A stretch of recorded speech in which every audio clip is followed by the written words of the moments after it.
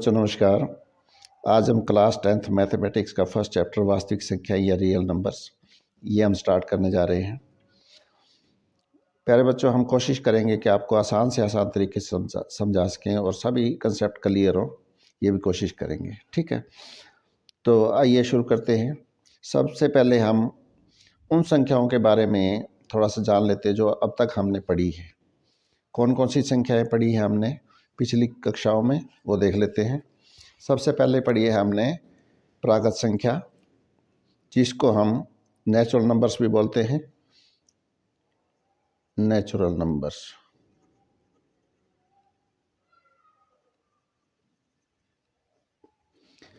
इसको हम एन से दिखाते हैं। नेचुरल नंबर्स क्या होते हैं? जो हमारी काउंटिंग नंबर्स होते हैं ना, गिनती होती है जिसको हम गिनती बोलते हैं, जैसे 1 2 3 4 5 6 ये अनंत तक होती है एंड सो ऑन। ये सभी जो है हमारे प्राकृत संख्याएं होती हैं, जो हमारी गिनती होती है। ठीक है, दूसरे नंबर पे आती है हमारी पूर्ण संख्याएं। पूर्ण संख्याएं क्या होती हैं? अगर हम इन्हीं नेचुरल नंबर्स में या प्राकृत संख्याओं में जीरो को और ऐड कर दें तो वो हमारी हो जाती है पूर्ण संख्याएं, या इनको हम होल नंबर्स भी बोलते हैं। मतलब नेचुरल नंबर्स में अगर हम जीरो को और ऐड कर दें तो वो हमारी हो जाती है पूर्ण संख्याएं। ठीक है, तीसरे नंबर पे आते हैं हमारे पूर्णांक। पूर्णांक में सभी माइनस की संख्याएं, सभी प्लस की संख्याएं और जीरो भी, ये सभी नंबर्स मिला के हमारे पूर्णांक हो जाते हैं। इसको हम जेड से दिखाते हैं, इसको इंटीजर्स भी बोलते हैं। ठीक है, इसको हम जेड से दिखाते हैं। इसके बाद हमने पढ़ी हैं परिमेय संख्याएं या रैशनल नंबर्स, वो बटे वाली संख्याएं जिसमें अंश और हर पूर्णांक हो तथा हर जीरो के बराबर नहीं होना चाहिए। ठीक है, उन सभी संख्याओं को हम बोलते हैं परिमेय संख्याएं। कौन सी? वो सभी बटे वाली संख्याएं जिनका अंश और हर पूर्णांक हो तथा हर जीरो के बराबर ना हो। ठीक है, वो सभी होती है हमारी परिमेय संख्याएं, उसको हम रैशनल नंबर्स भी बोलते हैं। तो यहाँ देखिए, मैं डेफिनेशन लिख देता हूँ। वो संख्याएं जिन्हें P बटा Q के रूप में लिखा जा सके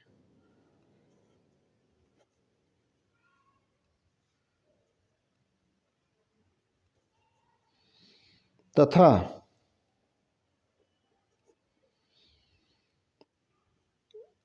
P और Q पूर्णांक हो, ये कंडीशन है। पूर्णांक होने चाहिए और Q जो है वो जीरो के बराबर नहीं होना चाहिए। ठीक है, जैसे 2/3, देखिए 2/3 में 2 और 3 पूर्णांक हैं, ये परिमेय संख्या है। -2/3 ये भी परिमेय संख्या है, क्योंकि -2 भी पूर्णांक है, 3 भी पूर्णांक है। 1/3 ये दोनों भी पूर्णांक हैं। 2/0 देखिए यहाँ पे हर में जीरो आ गया है, ये परिमेय संख्या नहीं है। ठीक है, ये परिमेय संख्या नहीं है क्योंकि हर में जीरो आ गया। अंश में जीरो आ सकता है, 0/1 ये भी परिमेय संख्या है। ठीक है, तो वो सभी संख्याएं जिन्हें हम P बटा Q के रूप में लिख सकें या भिन्न के रूप में लिख सकें, बटे वाली संख्या के रूप में लिख सकें, लेकिन शर्त क्या है? अंश और हर दोनों पूर्णांक होने चाहिए। मतलब प्लस की भी संख्या हो सकती है, माइनस की भी संख्या हो सकती है, और हर में जीरो नहीं होना चाहिए। ठीक है, अब आ जाता है हमारा अपरिमेय संख्याएं। अपरिमेय संख्याएं कौन सी होती हैं? अपरिमेय संख्याएं वो संख्याएं होती हैं, वैसे तो अगर हम सीधा सा कहें तो जो संख्याएं परिमेय नहीं है वो सभी अपरिमेय संख्याएं हैं, लेकिन फिर भी मैं आपको बता दूं कि वो सभी नंबर्स या वो सभी संख्याएं जिनका वर्गमूल लें और उनका वर्गमूल पूरा पूरा ना निकले, तो वो सभी संख्याएं होती हैं हमारी अपरिमेय संख्याएं, जैसे वर्गमूल 2, वर्गमूल 3, वर्गमूल 5, या वर्गमूल 4 नहीं लेंगे क्योंकि 4 का वर्गमूल पूरा पूरा निकलता है और वो 2 होता है, ठीक है। वर्गमूल 6, वर्गमूल 7, वर्गमूल 8, वर्गमूल 9 भी नहीं लेंगे क्योंकि 9 का वर्गमूल भी पूरा पूरा निकलता है। तो जो वो सभी संख्याएं जिनका वर्गमूल लें और वर्गमूल पूरा पूरा ना निकलें, तो वो वर्गमूल वाली संख्याएं, वो सभी वर्गमूल वाली संख्याएं अपरिमेय संख्याएं होती हैं, ठीक है। अब इनका जो परिमेय संख्याएं हैं और अपरिमेय संख्याएं हैं, इनका दशमलव प्रसार कैसा होता है वो भी मैं बता दूं। परिमेय संख्या का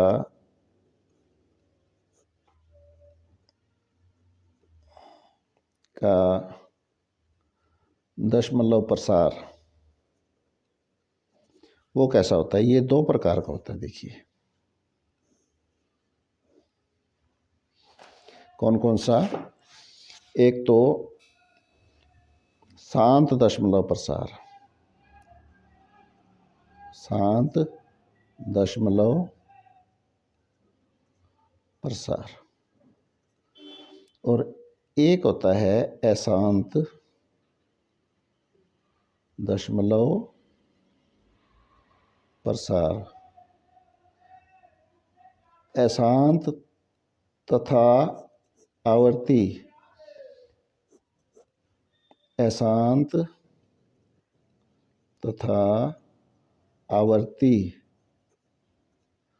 दशमलव प्रसार। अब शांत और अशांत आवर्ती में क्या अंतर है उसको देख लेते हैं हम थोड़ा सा।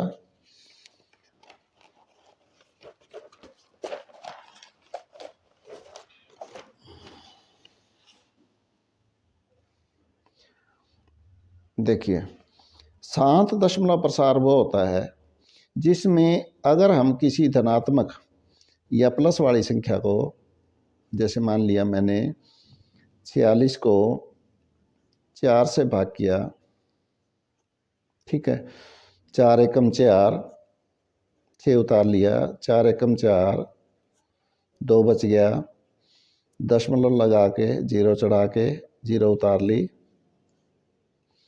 तो 4 पंजे 20, यहाँ पे हमारा शेष 0 आ गया, ठीक है। अगर हम किसी धनात्मक संख्या को दूसरी धनात्मक संख्या से भाग करें और शेष हमारा 0 आ जाए, इस प्रकार में भागफल में जो हमारी संख्या आएगी वो हो जाएगा हमारा शांत दशमलव प्रसार, उसको बोलते हैं हम शांत दशमलव प्रसार, ठीक है, जिसमें हमारा शेष 0 बचता है। तो शांत दशमलव प्रसार में कौन सी संख्या आएंगी जिसमें हमारी शेष 0 बचता है। और अशांत दशमलव प्रसार में, अशांत दशमलव प्रसार का मैं एक उदाहरण ले लेता हूँ। ये तो हो गया शांत दशमलव प्रसार। अब मैं ले लेता हूँ अशांत दशमलव, अशांत तथा आवर्ती।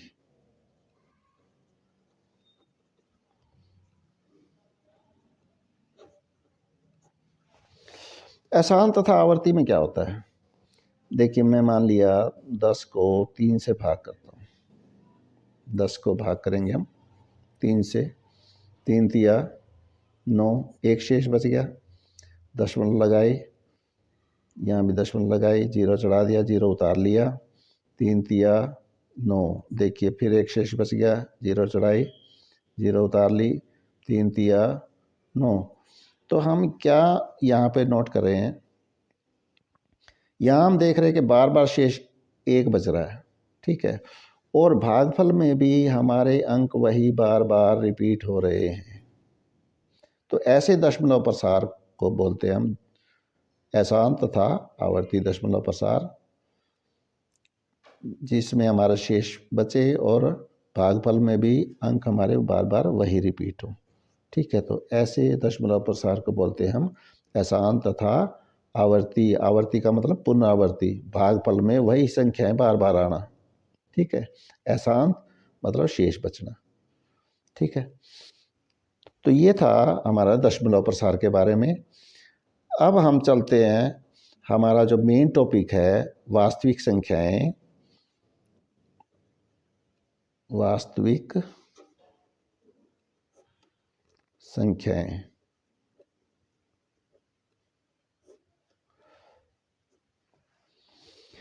वास्तविक संख्याएं कौन सी होती हैं? वो सभी संख्याएं जिनका हम वर्ग करें और वर्ग जो है धनात्मक संख्या आए या जीरो आए, वो सभी संख्याएं वास्तविक संख्याएं होती हैं। अब तक हमने जितनी भी संख्याएं पढ़ी है ना, प्राकृत हो, पूर्ण हो, पूर्णांक हो, परिमेय संख्या हो, अपरिमेय संख्या हो, ये सभी संख्याएं वास्तविक संख्याएं हैं। देखिए कैसे, पहले मैं यहाँ डेफिनेशन लिख लेता हूँ। वो सभी संख्याएं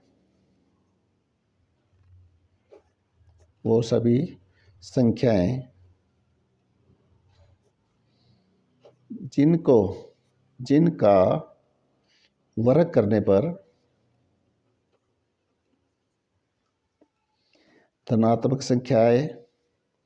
धनात्मक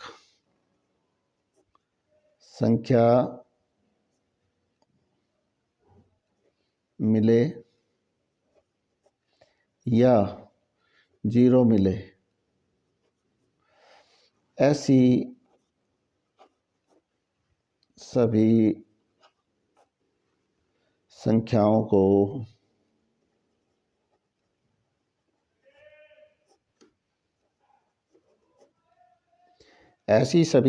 को वास्तविक संख्या कहते हैं।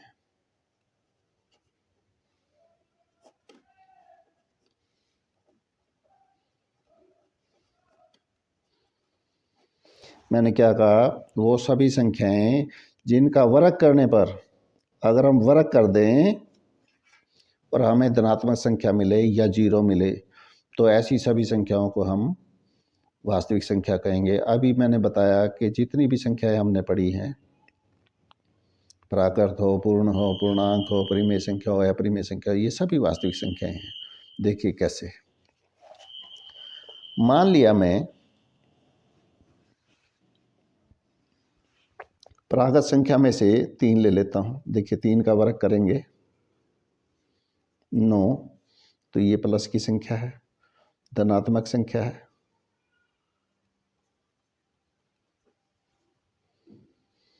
तो ये है वास्तविक संख्या है।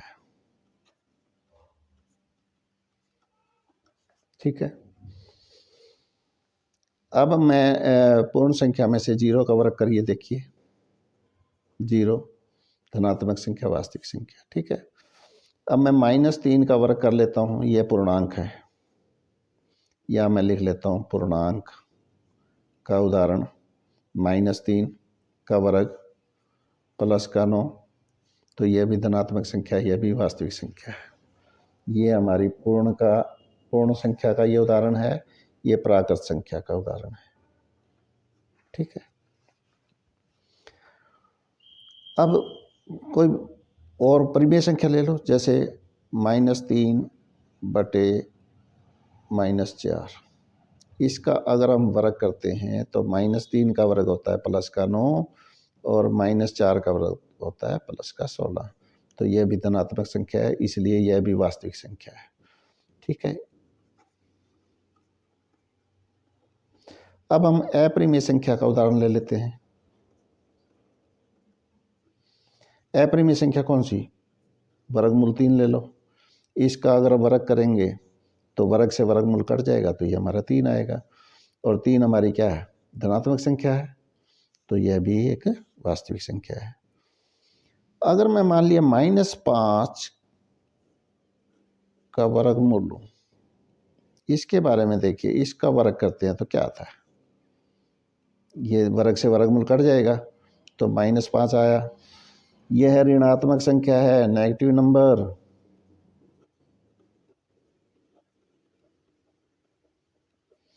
इसलिए यह वास्तविक संख्या नहीं है।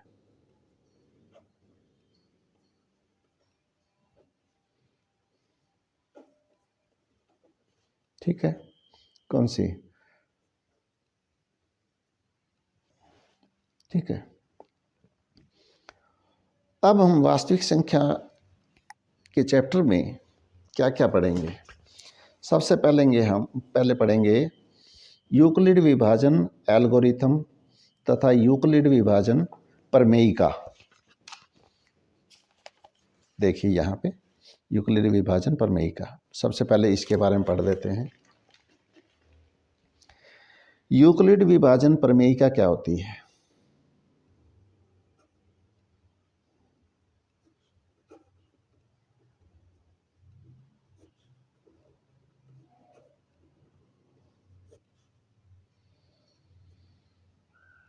देखिए, मैं किसी संख्या को किसी संख्या से भाग करता हूँ, ठीक है। मान लिया मैंने 42 को 8 से भाग किया, 8 पंजे 40 बच गए तो, ठीक है। तो ये 42 हमारा कैसे आया है? 42 आया हमारा, 8 को 5 से गुणा किया मैंने और 2 जोड़ दिया, ठीक है। अब यहाँ पे 42 क्या है हमारा? 42 है हमारा भाज्य है, 8 है हमारा भाजक और 5 है हमारा भागफल और 2 है हमारा शेष। तो मैं यहाँ लिख लेता हूँ भाज्य बराबर है भाजक गुणा भागफल जमा शेष, ठीक है।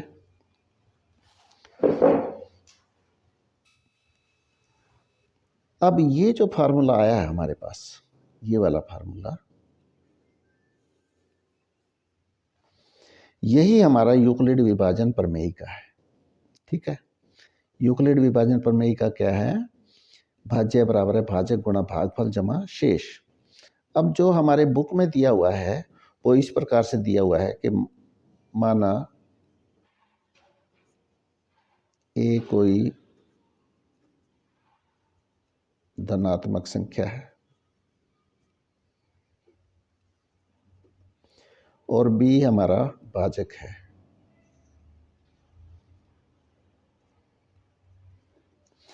तो ए को मैं अगर बी से भाग करता हूँ तो कुछ हमारा भागफल आता है, मैं मान लेता हूँ ये क्यू आता है। यहाँ पे कोई संख्या आएगी तो हमारा शेष बचेगा, उसको मैं आर से दिखा लेता हूँ।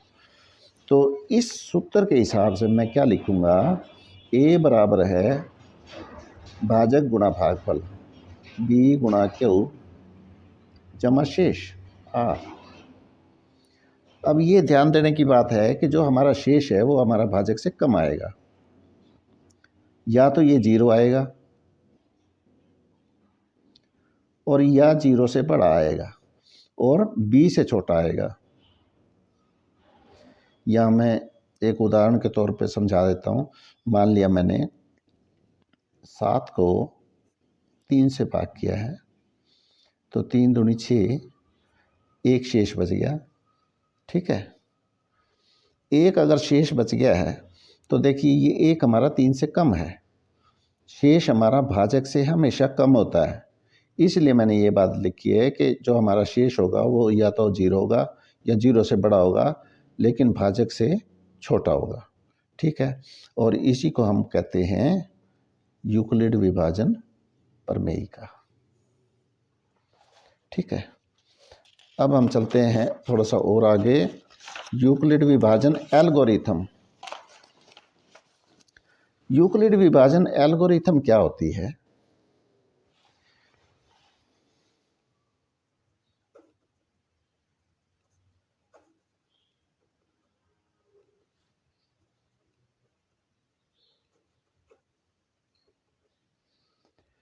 यूक्लिड विभाजन एल्गोरिथम का होती है श्रृंखला, ठीक है।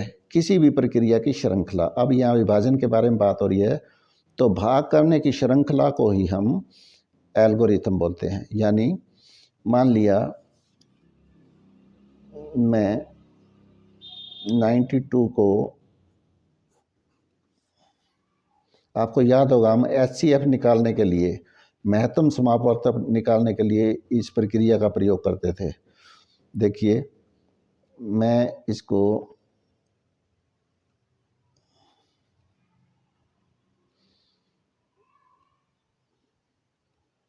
16 से भाग करता हूँ। देखिए 16 पंजे 80, 2, 1।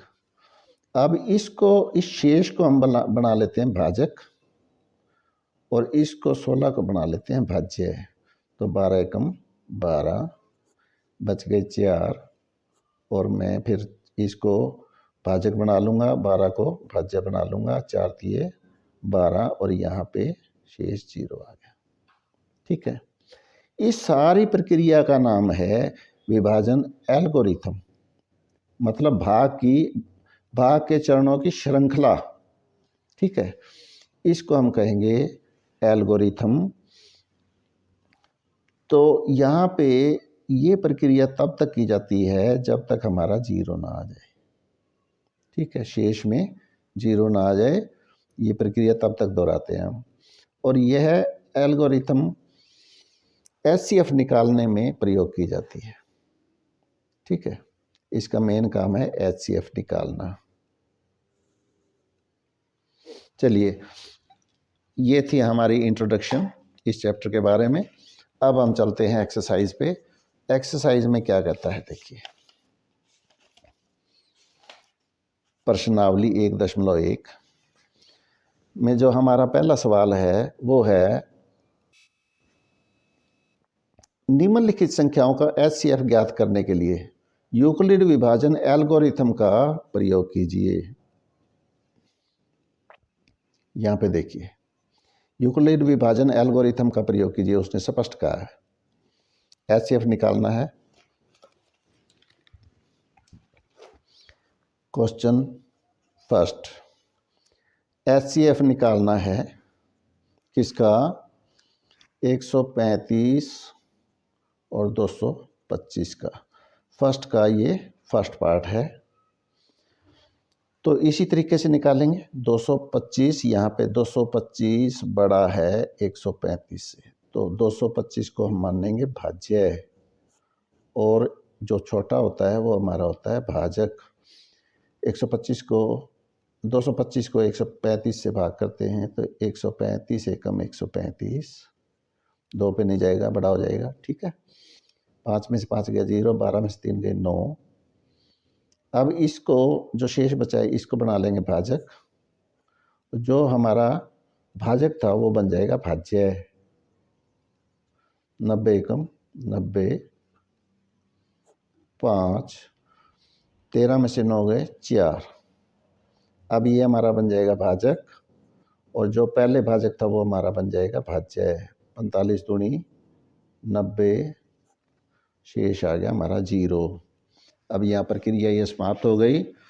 अब हम इसको चरणों में लिखेंगे। यूक्लिड विभाजन, इतना पार्ट क्या है? इतना पार्ट है हमारा यूक्लिड विभाजन प्रमेय का। यूक्लिड विभाजन प्रमेयिका से हमने क्या किया है क्या? भाज्य बराबर है भाजक गुणा भागफल जमा शेष। यही तो होती है ना यूक्लिड विभाजन प्रमेयिका जमा शेष। तो अब भाज्य क्या है हमारा? 225, ये चरण 1 हो गया। 225 बराबर है भाजक 135 गुणा भागफल 1 जमा शेष 90। ये पहला चरण हमारा यहाँ समाप्त हो गया। ठीक है, अब दूसरा चरण, यूक्लिड विभाजन प्रमेयिका से दूसरा चरण, चरण 2। इस चरण 2 में क्या हुआ है? हमारा भाज्य है हमारा 135 बराबर है भाजक 90 भागफल 1, और शेष हमारा बचा है 45। ठीक है, ये हमारा चरण 2 हो गया। इसी प्रकार से हम चरण 3 लिख लेते हैं।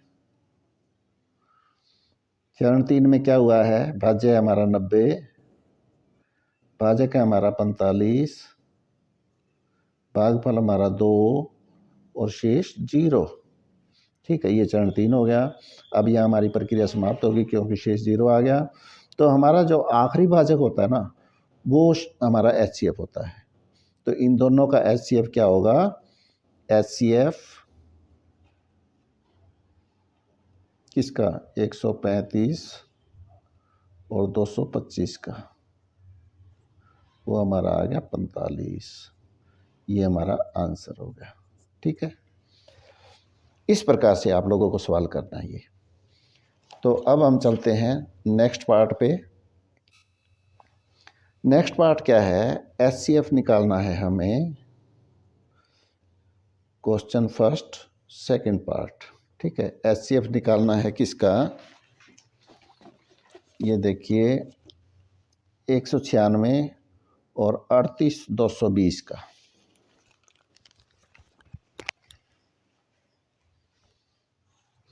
एक 196 और 38,220 का। ठीक है, यहाँ 38,220 बड़ा है 196 से, तो ये हमारा भाज्य हो जाएगा, ये भाजक हो जाएगा। हम यहाँ भाग कर लेते हैं। 38,220 को हम 196 से भाग करते हैं, तो 196 को अगर 2 से भाग करें तो वो 392 होगा, जबकि यहाँ है हमारा 382, तो ये 1 पे ही जाएगा। 12 में से 6 गया 6, और यहाँ 7 बच गए, 17 में से 9 गया 8, यहाँ 2 बच गए, 2 में से 1 गया 1। और फिर हमने यहाँ पे 2 उतार लिया, सॉरी, यहाँ हमने उतार लिया 2। ठीक है, अब ये हमारा जाएगा 9 पे। देखें 196 को हम 9 से मल्टीप्लाई करके देख लेते हैं। 9 6 54 5, 9 9 81 5 86 8, 9 1 8 17, ये 9 पे जाता है। तो हम यहाँ 9 पे 9 6 54 कितना आया? 1764। तो ये हो जाएगा 12 में से 4 गया 8, 15 में से 6 गया 9, 98, और ऊपर से 0 उतार लेते हैं। ठीक है, तो यहाँ पे अब हमारा जाएगा 196 को हम 5 पे देखते हैं। 5 6 30, 3 5 9 45, 3 48, 4 5 1 5 4 9, यस 5 पे जा रहा है। ठीक है, तो 980, 5 6 30, 3 5 9 45, 3 48, 4 5 1 5 4 9, यस। तो यहाँ देखिए, यहाँ पूरा पूरा भाग हो गया है। तो यहाँ यूक्लिड विभाजन प्रमेयिका से भाज्य बराबर है भाजक गुणा भागफल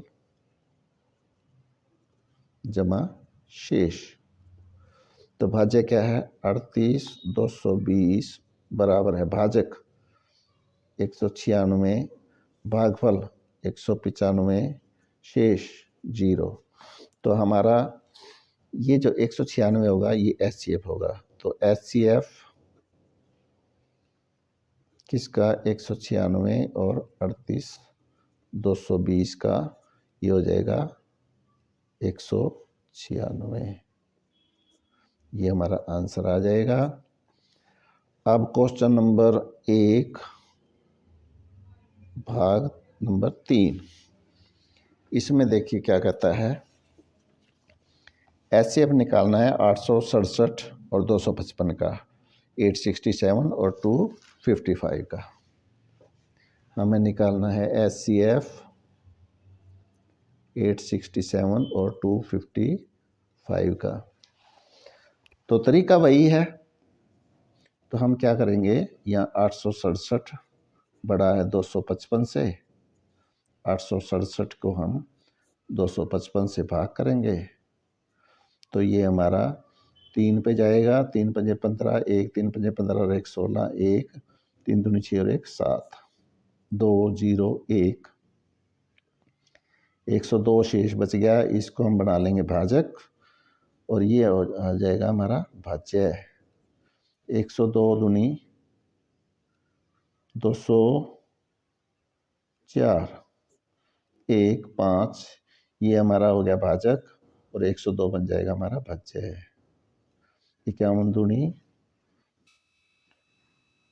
102,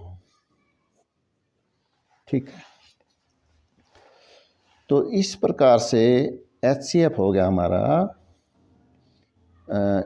51। ये जो हमारा आखिरी भाजक होता है वो हमारा HCF होता है। तो यूक्लिड विभाजन प्रमेयिका से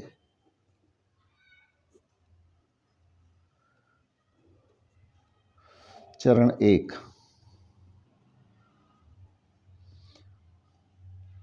ये क्या होता है, भाज्य बराबर है भाजक गुणा भागफल जमा शेष।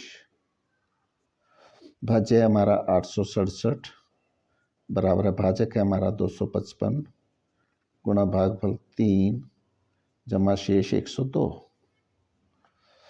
अब है चरण 2। चरण 2 में हमारा भाज्य है 255 बराबर है भाजक है हमारा 102 गुणा भागफल हमारा 2 और शेष है हमारा 51। चरण 3 में भाज्य हमारा 102 भाजक है 51 भागफल हमारा 2 और शेष है 0, ठीक है। तो जो हमारा आखिरी भाजक होता है वही हमारा HCF होता है। तो HCF किसका, 867 और 255 का, ये हमारा हो गया 51 और यही हमारा आंसर है। हमारा पहला क्वेश्चन पूरा हो गया है। अब हम क्वेश्चन नंबर 2 पे चलते हैं। Question number 2। क्वेश्चन नंबर 2 क्या कहता है, देखिए, दर्शाइए कि कोई भी धनात्मक विषम पूर्णांक 6Q जमा 1, 6Q जमा 3, 6Q जमा 5 के रूप का होता है। जहाँ Q कोई पूर्णांक है। तो इसने धनात्मक विषम पूर्णांक के बारे में बात की। देखिए यहाँ पे धनात्मक विषम पूर्णांक, चलिए हम कोई मान लेते हैं धनात्मक विषम पूर्णांक A मान लेते हैं कोई। देखिए ये सवाल बहुत ही इम्पोर्टेंट है, एक सवाल फाइनल एग्जाम में आता है। देखिए दूसरा, चौथा और पांचवा, ये तीनों सवाल एक जैसे हैं, आपने ध्यान से देखना है। तो हम क्या करेंगे, माना धनात्मक कौन सा विषम पूर्णांक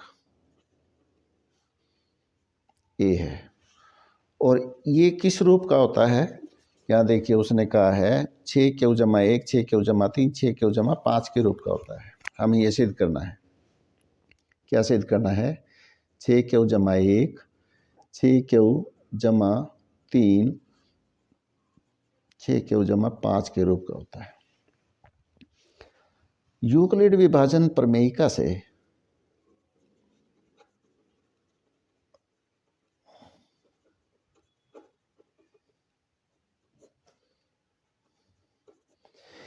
यूक्लिड विभाजन प्रमेयिका से हमें पता है भाज्य बराबर है भाजक गुणा भागफल जमा शेष, यही होती है ना। तो अब यहाँ देखिए A बराबर है BQ जमा R, जबकि R मैंने पहले भी बताया था R 0 से बड़ा या बराबर होता है और B से छोटा होता है। ये हमारी होती है यूक्लिड विभाजन प्रमेयिका हमारी बुक के हिसाब से, ठीक है। अब यहाँ देखिए b की जगह हमारा 6 है, यहाँ पे देखो ध्यान से देखिए, तो इसका मतलब हमें यहाँ b जो है वो 6 लेना पड़ेगा। तो अगर हम b को 6 लेते हैं तो a क्या आएगा हमारे पास, a बराबर है, यहाँ पे 6 भर देते हैं, 6q जमा r। अब r क्या हो जाएगा, r हो जाएगा 0 1 2 3 4 5। जब हम a कोई संख्या है, धनात्मक विषम पूर्णांक है, अगर हम उसको 6 से भाग करेंगे तो हमारा शेष क्या बचेगा, या तो 0 बचेगा, या 1 बचेगा, या 2 बचेगा, 3 बचेगा, 4 भी बच सकता है और 5 भी बच सकता है। ठीक है, अगर हम 6 से भाग करेंगे जो r बचेगा वो हमारा 6 से छोटा होगा। ठीक है, ये मैं पहले बता चुका हूँ। ठीक है, अब यदि r 0 हो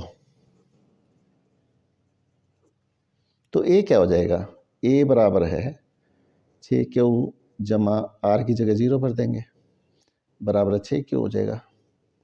अब हमें लेनी है विषम पूर्णांक लेने हैं, सम पूर्णांक नहीं लेंगे। ठीक है, हम ये देखते हैं ये सम है या विषम है।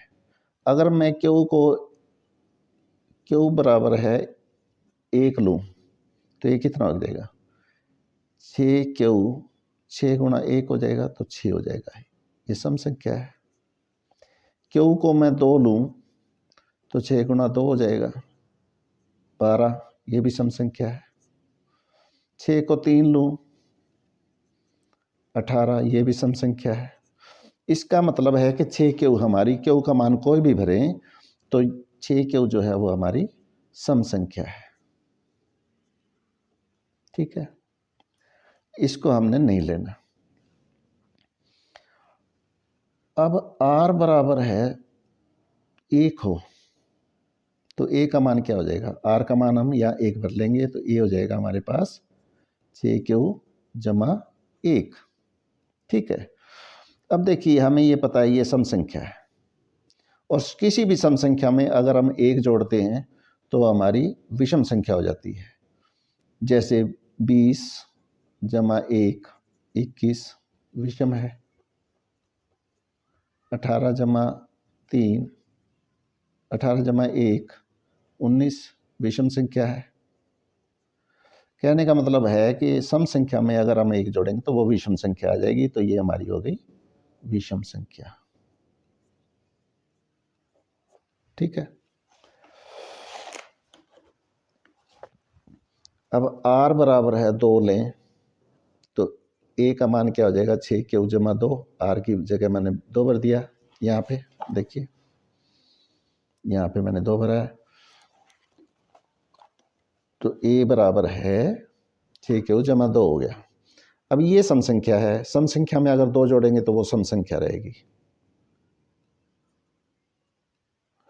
क्यों, 18 में 2 जोड़ेंगे 20 सम संख्या, 6 में 2 जोड़ेंगे 8 सम संख्या। कोई भी सम संख्या में अगर हम 2 जोड़ते हैं तो वो सम संख्या रहती है। ठीक है, अब r का मान लीजिए 3, तो a का मान क्या हो जाएगा, 6q जमा 3, ये सम संख्या है। और इसमें अगर हम 3 जोड़ते हैं तो वो विषम संख्या आएगी। क्यों, जैसे सम संख्या कोई भी ले लो, मैं ले लेता हूँ 12 जमा 3 15 विषम है। ठीक है, कोई और ले लो, 8 जमा 3 11 विषम संख्या है। तो हम किसी भी सम संख्या में 3 जोड़ेंगे तो वो हमारी विषम संख्या आएगी। अब ले लो r बराबर है 4, तो a का मान कितना हो जाएगा, 6q जमा 4। देखिए ये क्या है, हमारी 6q हमारी सम संख्या है, और सम संख्या में अगर हम 4 जोड़ते हैं तो वो हमारी सम संख्या आती है। ठीक है, तो ये हमारी सम संख्या हो गई। ठीक है, अब लेते हैं r का मान 5, तो a हो गया 6q जमा 5। ठीक है, अगर हम इसको 5 लेते हैं तो देखिए ये हमारी सम संख्या है, सम संख्या में 5 जोड़ेंगे तो हमारी विषम संख्या आएगी। जैसे सम संख्या ले ली हमारी 22 जमा 5 27 विषम संख्या, ठीक है। तो ये आ गई हमारी विषम संख्या।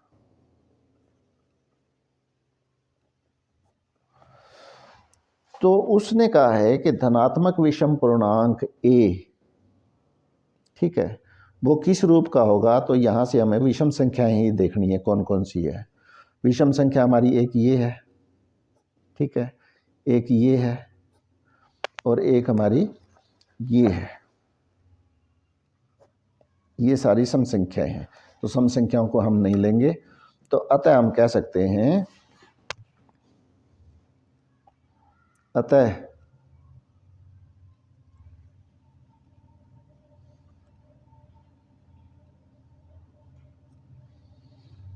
कोई धनात्मक विषम पूर्णांक 6q जमा 1 6q जमा 3 या 6q जमा 5 के रूप का होता है।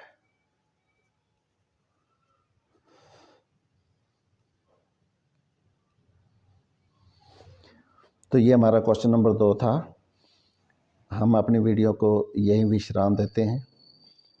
आपका वीडियो देखने के लिए बहुत बहुत धन्यवाद। अगर आपको हमारी वीडियो अच्छी लगी हो तो इसको सब्सक्राइब करें, लाइक करें। बहुत बहुत धन्यवाद।